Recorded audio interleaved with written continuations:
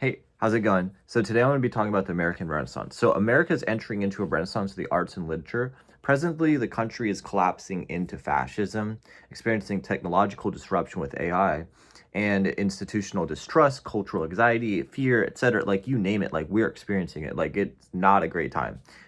You look at your phone and it's probably getting blown up with all kinds of just crazy things that are happening in the news that probably are hard to relate to. And so these are kind of like the early signs like of what a renaissance looks like. If you look at like, for example, the English Renaissance, it was also a point in which they created art and literature in response to struggle, right? So they had a lot of famine, the Catholic Church was collapsing, things of these nature usually take rise and happen in this nature. So I will be covering three main points. So what is a renaissance? Just what is that? What are the struggles that America's facing and the world as a wider context? And what solutions do we have at present to face these challenges? So what are some of the problems that America's facing today? Um, this is going to get grim, so hold on. Um, for starters, the country is one big government. It's too big. Like, for example, the governance that's happening in California doesn't really look the same as what's happening in Florida. And, the people have different demands, they have different experiences, they're in a different area, right? And so, like, we need to have more localized governance, not just a central power. Um, like, for example, like, in addition to that, so, like, our country, like, how it was fundamentally built was invasive. Like we invaded Native Americans' land and we enslaved Africans. And so uh, these oppressive values are embedded into our system, and it kind of, controls how capitalism runs. It controls how education's run, controls how the governments run. Like all of these things kind of work together. It reinforces the wealth inequality, which is the largest in history, which is reinforced by capitalism because it enables certain individuals to hold all the wealth and power, and for other people to basically, work a wage paid by a salary versus having capital in which they can just kind of just like make investments with, right? Um, we have lots of like racial profiling. We have explicit murdering with ICE and BLM, segregated neighborhoods, stereotypes, education gap, not providing sufficient educational resources or outcomes for different people with disabilities, or differences in learning or attention styles. Medical care is not cheap or really affordable at all. And like if you look at elsewhere, for example, in other countries, like it might be free or it might be affordable, so it might be like advantageous to go to the hospital, whereas here it might not be, it's not great. Um, we also have the collapse of the newspapers, the advent of the internet, which essentially has allowed everything to get just really, really messy, right? Where's the truth? What news site is reporting unbiased? There's not anything like that. Everyone has an agenda. Everyone has some motive in what story that they're telling from a certain perspective. So we do have a general sense of like news that is less biased about the objectivity of it because we can see the videos or we can see the facts or we see the person reporting on it. That information, I'm not necessarily debating whether or not it is objective. I'm more so talking about like the rise of fake news, right?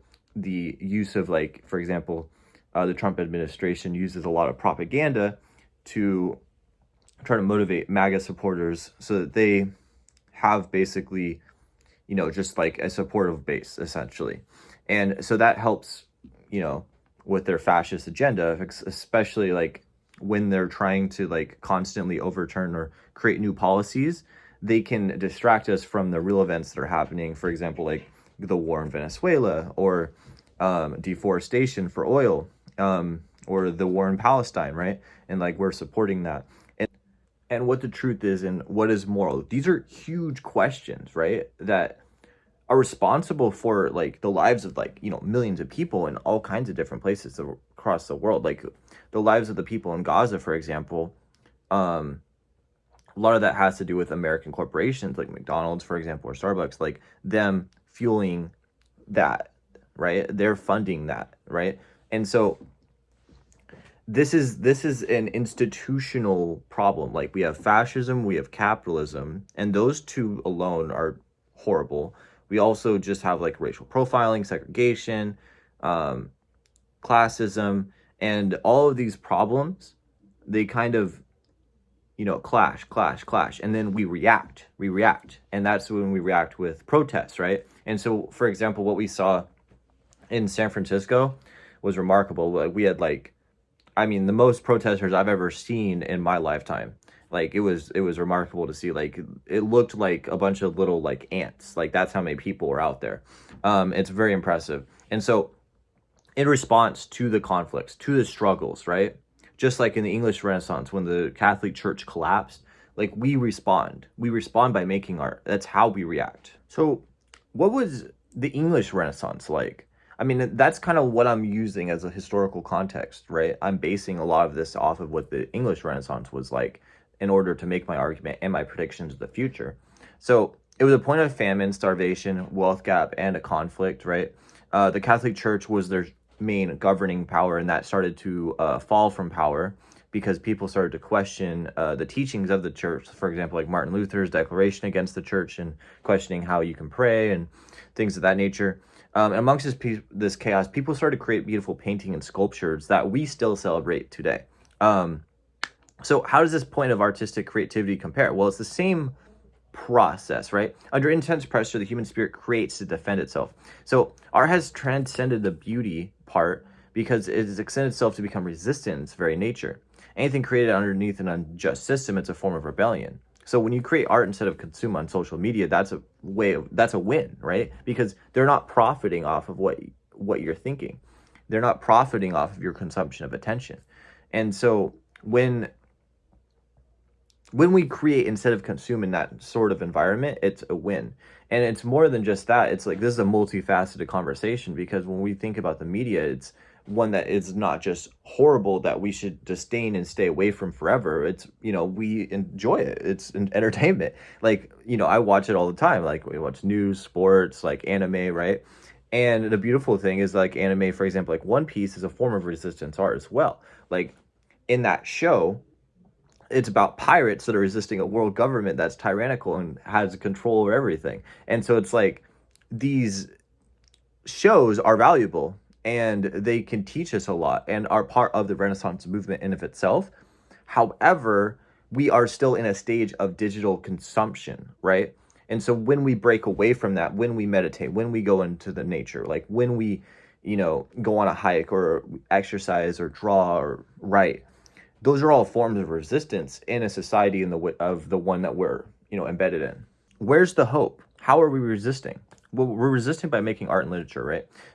So today, many TV shows, books, comics they're filled with these same powerful anti-corruption values. Some common ones are Star Wars, right? Like superheroes, anime, like Star Wars. It's the rebels fighting against the Galactic Empire. It's right on the nose. Captain America and his inception when he was created, it was him punching Hitler. It was war propaganda against the Nazis. It's resistance. Superman, it's always been him fighting against Lex Luthor, a wealthy, billionaire tycoon who's corrupt and using his power in evil, right? So it's like these superhero shows, they are always a form of resistance. Spider-Man, for example, always fighting against, the wealthy corrupt, like Green Goblin or Kingpin, right? Or One Piece, like more specifically, that's kind of the main harping point. My main argument is around One Piece because the response that's had in the world. So One Piece is a show, I briefly said something about it earlier, but it's about pirates that are responding to the world government. And Luffy, he's just like this rather innocent, bashfully ignorant, right? Like he just kind of just like is aloof and going about life, but he has the strongest moral compass of anyone there. And so he's constantly at odds with the world government and resisting them because he just sees that it's just unjust. And so justice for him is prevailing against that corruption. It's fighting against that system. And so that's a huge dampening point for the world government is his existence at all. And so he's a world government criminal. And so he has a wanted poster and actually celebrates when his amount goes up. But in response to it, people have latched onto the One Piece flag and started using it in rebellion on their own world. So, for example, in Thailand, people are putting the One Piece flag up, this pirate flag, and flying it as they protest against their fascist dictator. And people are doing that in America. People are doing that worldwide. Like, it's a worldwide event. It's culturally embedded everywhere. And so this is huge because, like, one, anime is super popular, super important, has a lot of cultural significance for Japanese values. Two, Oda's message is the one that's getting conveyed to everybody. And this is a point of, like, resistance art. And so, you're good. Yep. I did. And, like, so Oda's message is the one that's getting conveyed to everybody. Like, he is culturally embedded his own ideals about justice and morality into the viewpoints of people across the entire world. It is the most viewed anime. It has the most recorded episodes, and it technically has the most cultural impact because of those implications. And an underlying argument to the Renaissance is that it's operating as a system of common discourse, right? So the parlance of what people are thinking is how we react to the events in the world. And that's the discourse that we're talking about, is the media, right? And on the aspect of truth, right? Real art is telling a story. It feels authentic. It shares an emotion. It's a reaction. It's a feeling, right? And that's something that we are lacking in the news. That's something that we are lacking when it comes to what the government is providing us, right? They're not providing the common good. They're not providing the right narratives, the right information, right? None of that is correct.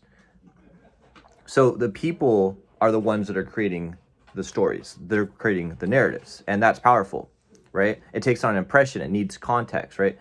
They're establishing a point about their own experience. And good pieces of media do that so that we can connect with them. I mean, I do speak about overindulgence of media in general, but I think that you kind of understand that it's multifaceted, that there's media that you can enjoy, media that you can kind of sparsely, like, look at and try to, like, you know, monitor your attention span for those things in nature. But it's not all bad, right? Because, like, for example, like, you know, pieces of media like that I mentioned earlier, like superheroes, anime, they're written as resistance as well. And so there can be good in something that is otherwise bad for you. And the closing argument is the American Renaissance it's in its primacy, right? And it's going to continue to develop to have more creative solutions to these hard problems that we see in society, in capitalism, in fascism. We're having a decline in literacy. Yes, we have an increase in technology. I've mentioned AI, but didn't really talk too much about it. But it basically plagiarizes content. It destroys the environment, sucks up the water. It's not great, right? And people are becoming more reliant on it. That is also adding to the decline in literacy as well. Because now you have groups of, like, you know, high school students and college students that have allowed themselves to use ChatGPT to get through class, and it's not going to help them in their future, right?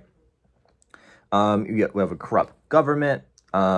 You have ICE that's being deployed to kidnap people. Meanwhile, Trump's posting stuff about the next conflict on his agenda, move from topic to topic to confuse us. The wage gap is like no other. And so, like, there's a lot of sense and reason to panic about this. And that's why we're fighting back. In a world that profits off our consumption, creation, that's an act of rebellion, right? We're making comics, movies, books in response to this collapse surrounding us. The idea is that we work better when we're connected across the globe. And we have that cultural impact, especially like with the anime One Piece, for example. And so people are gaining agency and responding to these increasingly difficult political and social pressures by using these medias as a form of protest. So there are solutions and there is hope on the rise, and it's in our hands.